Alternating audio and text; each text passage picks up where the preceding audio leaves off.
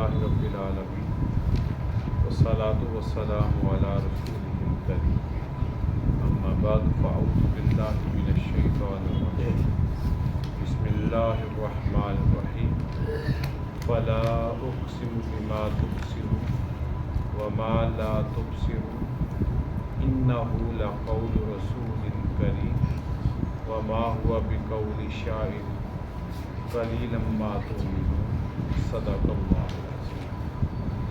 اللہم صلی علی محمد وعلی آل محمد کما صلیت علی ابراہیم وعلی آل ابراہیم انک حمید مجید۔ اللہم بارک علی محمد وعلی آل محمد کما بارکت علی ابراہیم وعلی آل ابراہیم انک حمید مجید۔ رب زدنی علما رب اشرح لی صدری ویسر لی امری واحلل عقدۃ من لسانی یفقہوا قولی۔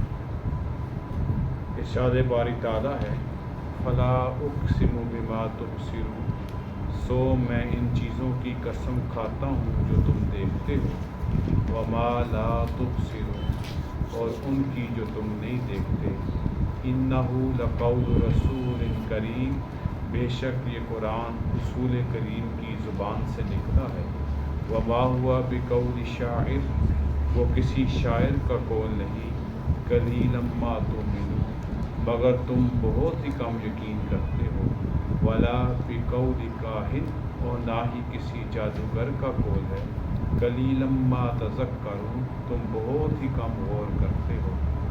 تنزیل من رب العالمین، وہ پروردگار عالم کا نازل کیا ہوا ہے۔ سورہ الحاقہ کی آخری آیات ہیں اور اس سورت کے 2 ہی رکوع ہیں اور اس کا دوسرا رکوع ہے۔ اس سے قبل اللہ رب العزت نے جہنمیوں کا اور اس سے قبل جنتیوں کا تذکرہ فرمایا، اور ان آیات مبارکہ میں اللہ تعالیٰ قرآن مجید کی حقانیت کو بیان فرما رہے ہیں، قرآن مجید کی سچائی کو بیان فرما رہے ہیں کہ یہ اللہ ہی کا کلام ہے اور اللہ ہی کی وحی ہے۔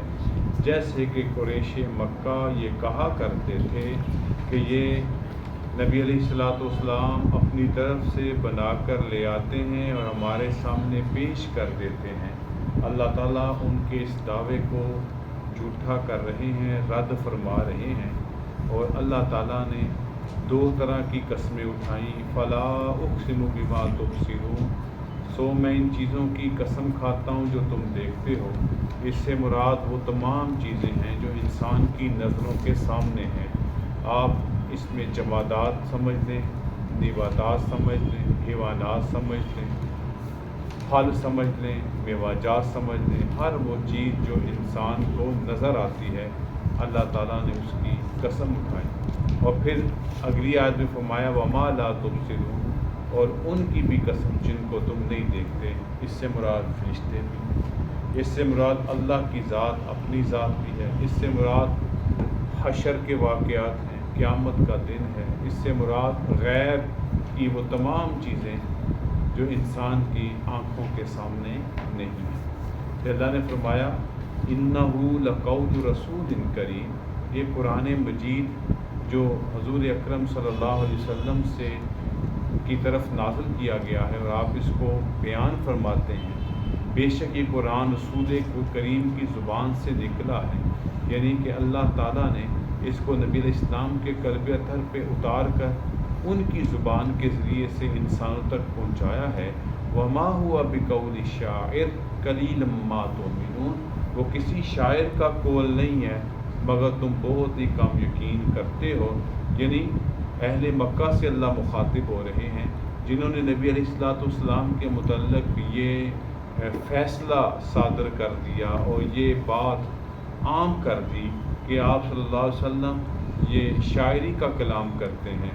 تو اللہ تعالیٰ نے 1-2 مقامات یہ بھی فرمایا کہ کلام شاعری تو گمراہوں کا کلام ہوتا ہے، بہکوؤں کا کلام ہوتا ہے، یہ تو اللہ کا کلام ہے، اور میرے محبوب صلی اللہ علیہ وسلم بھی شاعر نہیں ہیں، لیکن تم بہت ہی کم یقین کرتے ہو۔ مخاطب ہیں اہل مکہ، کیونکہ انہوں نے قرآن پر ایمان لانے اور ایمان کی دولت سے یہ سرفراز بہت کم لوگ ہوئے۔ اور اگلی آیت میں فرمایا ولا بقول کاہن، نہ ہی کسی جادوگر کا قول ہے، جیسے کہ اہل مکہ نبی علیہ السلام کے متعلق جادوگر کا قول بھی استعمال کرتے تھے، کیونکہ قرآن مجید کے سننے سے کئی لوگوں کو اللہ نے ہدایت دی تو انہوں نے کہا یہ تو جادو کا کمال ہے۔ قلیلا ما تذکرون، اللہ فرماتے ہیں تم بہت ہی کم غور کرتے ہو۔ دراصل یہ قرآن تنزیل من رب العالمین، وہ پروردگار عالم کا نازل کیا گیا ہے۔ یہاں پہ ایک واقعہ تفسیروں میں لکھا ہے، حضرت عمر فاروق رضی اللہ تعالیٰ عنہ خود بیان کرتے ہیں جب ابھی میں مسلمان نہیں ہوا تھا اور کفر پر بڑا سخت تھا، اور حتیٰ کہ جیسے کہ آپ کے ایمان لانے کا واقعہ بھی مشہور ہے کہ آپ قتل کرنے کے ارادے سے گھر سے نکلے، لیکن اللہ تعالیٰ نے ایمان کی دولت سے سرفراز فرمایا۔ وہ فرماتے ہیں کہ جب میں ابھی ایمان ہوا تھا، نبی کریم صلی اللہ علیہ وسلم پر میں ایمان نہیں لایا تھا، تو ایک دن میں نے نبی علیہ السلام کو تلاوت کرتے ہوئے سنا، تو میں نے کہا یہ شاعر ہے۔ میرے دل میں خیال آیا کہ یہ شاعروں کا کلام ہے، تو اگلی ہی آیت اللہ کے نبی صلی اللہ علیہ وسلم نے تلاوت فرمائی وما ہوا بقول شاعر، وہ کسی شاعر کا قول نہیں ہے، قلیلا ما تؤمنون، مگر تم بہت ہی کم یقین کرتے ہو۔ اگلے ہی لمحے میرے دل میں خیال آیا کہ میرے دل کی بات ان کو پتہ چل گئی، یقیناً یہ جادوگر ہوں گے، تو ساتھ انہوں نے اگلی آیت پڑھ دی اللہ کے نبی نے، کیونکہ سورہ الحاقہ کی تلاوت کر رہے تھے، ولا بقول کاہن، نہ یہ کسی جادوگر کا قول ہے، قلیلا ما تذکرون، تم بہت ہی کم غور کرتے ہو، بلکہ یہ رب العالمین کا نازل کردہ کلام افضل ہے۔ تو میرے دل میں یہ بات آئی کہ یہ جو میں سوچتا ہوں وہاں پہ اللہ کے نبی اس کو اپنی بات میں لے آتے ہیں، تو اس سے تھوڑا سا وہ حیران ہوئے اور قرآن کی آیات کی طرف متوجہ ہوئے، اگرچہ اس موقع پر انہوں نے اس کو سن کر ایمان قبول نہیں کیا۔ آگے اللہ فرماتے ہیں وَلَا تَقَوَّلَ عَلَيْنَا بَعْضُ الْأَقَاوِيلِ، اور اگر کوئی بناوٹی بات ہمارے ذمے لگاتا ہے لَأَخَذْنَا مِنْهُ بِالْيَمِينِ، تو ہم اس کا دانا ہاتھ پکڑ لیتے ہیں، ثُمَّ لَقَطَعْنَا مِنْهُ الْوَتِينَ، پھر ہم اس کی رگ گردن کاٹ ڈالتے ہیں، فَمَا مِنْكُمْ مِنْ أَحَدٍ عَنْهُ حَاجِزِينَ، کوئی بھی اسے روکنے والا نہ ہوتا۔ تو مطلب کیا، جن لوگوں نے یہ بات کہی کہ یہ قرآن مجید تو بناوٹی ہے، بنایا ہے، یہ تو اللہ کا کلام نہیں ہے، یہ تو رسول اکرم کے اپنے ہی الفاظ ہیں، اپنی ہی تخلیق ہے، اپنا ہی بنایا ہوا کلام ہے، تو اللہ رب فرماتے ہیں جو کوئی ایسی بات کرتا ہے ہم اس کو چھوڑیں گے نہیں، اس کو رگ گردن اس کی کاٹ ڈالیں گے۔ رگ گردن سے مراد وہ رگ ہے جو دل کے ساتھ ملی ہوتی ہے، جس کے کٹنے سے انسان زندہ نہیں رہتا۔ فما منکم من احد عنہ حاجزین، تو کیا ہوگا، ہمیں کوئی روکنے والا بھی نہیں ہوگا، لیکن اللہ تعالیٰ نے ان کو باوجائے مہلت کے ڈیل دی ہوئی ہے، لیکن یہ ڈیل کب تک؟ جب تک یہ لوگ اپنی اناد اور اپنی دشمنی پر ہٹ نہیں جاتے، وگرنہ ان کا ٹھکانہ جہنم ہی ہوگا۔ کہ اللہ فرماتے ہیں وَإِنَّهُ لَتَذْكِرَةٌ لِّلْمُتَّقِينَ، بے شک وہ تو پرہیزگاروں کے لیے ایک نصیحت ہے۔ قرآن مجید سے وہی استفادہ کرتے ہیں، وہی ہدایت پکڑتے ہیں جن کے دلوں میں تقویٰ ہوتا ہے، جن کے دلوں میں اللہ کا خوف ہوتا ہے، اور جن کے دل لرز جاتے ہیں اللہ کی یاد اور اللہ کے ذکر سے۔ وَإِنَّا لَنَعْلَمُ أَنَّا مِنْكُمْ مُكَذِّبِينَ، اور بے شک ہم جانتے ہیں بات تم میں سے جھٹلانے والے ہیں۔ یعنی ایک طرف متقین کا گروہ ہے، ایک طرف مکذبین کا گروہ ہے۔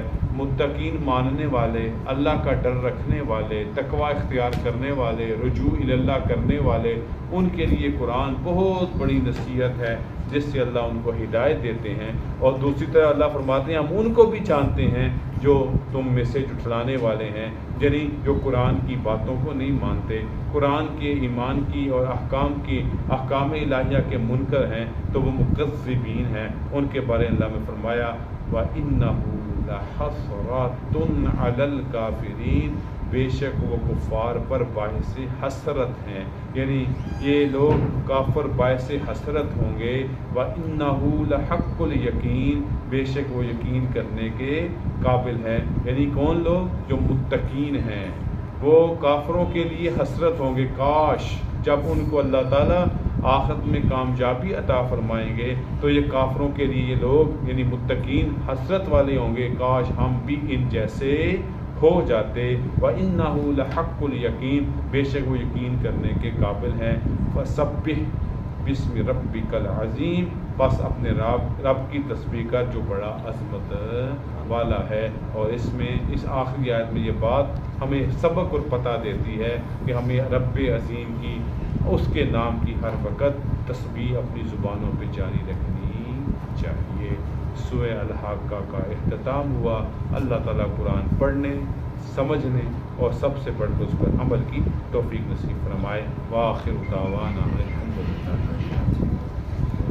الحمدللہ رب العالمین، والصلاۃ والسلام علی رسول اللہ۔ ربنا آتنا فی الدنیا حسنۃ وفی الآخرۃ حسنۃ، اللهم انا نسألک العفو والعافیۃ فی الدین والدنیا والآخرۃ، اللهم اغفر لنا وارحمنا وانت مولانا فانصرنا على القوم الکافرین۔ یا رب العالمین، ہر قسم کے صغیرہ کبیرہ چھوٹے بڑے گناہوں کو معاف فرما، ہر قسم کی غلطیوں کوتاہیوں سے درگزر فرما، جتنے مسلمان بیمار ہیں سب کو شفائے کاملہ عطا فرما، جتنے بھی فوت ہو چکے ہیں اللہ سب کی بخشش و مغفرت فرما۔ خصوص طور پر استاد محترم مولانا قادر صاحب کا انتقال ہوا، یا ان کی بخشش و مغفرت فرما، ان کے درجات کو بلند فرما، آخرت کی منازل کو آسان فرما۔